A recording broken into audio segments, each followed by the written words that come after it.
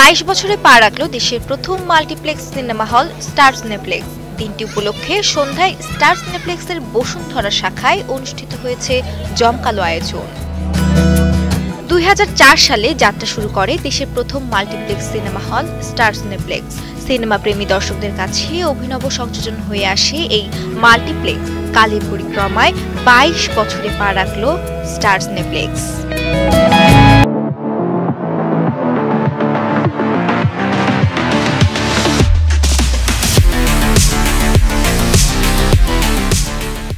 সন্ধ্যায় স্টার সিনেপ্লেক্সের বসুন্ধরা শাখায় উদযাপন করা হয় 22 বছরের এই আয়োজন। দেশব্যাপী সিনেপ্লেক্সের আরও শাখা উদ্বোধনের আশা ব্যক্ত করে স্টার সিনেপ্লেক্স।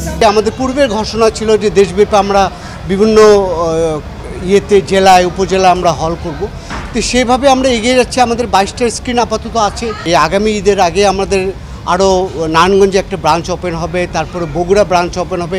এভাবে ধারাবাহিকভাবে একের পর এক আমরা সারা দেশব্যাপী আমাদের এই সিনেমা ইন্ডাস্ট্রিতে মানে আমরা অবদান রেখে যাব এবং অব্যাহত থাকবে। আমাদের এই চেষ্টাটা অব্যাহত থাকবে যেন আমরা প্রতিটা জেলা উপজেলা আমরা সিনেমা হল বা মাল্টিপ্লেক্স থাকুক, আমাদের শাখা প্রশাখা থাকুক। বিশেষ এই দিনটি উপলক্ষে প্রদর্শিত হয় দ্য কনজিউমিং লাস্ট ওয়াইড চলচ্চিত্রের স্পেশাল মুভি শো। এই দিন স্টার সিনেপ্লেক্সের সব শাখায় প্রতিটি শোতে একটি টিকিট কিনলে আরেকটি টিকিট ফ্রি পেয়েছে দর্শকরা। শ্রেয়া রায়, কালের কণ্ঠ।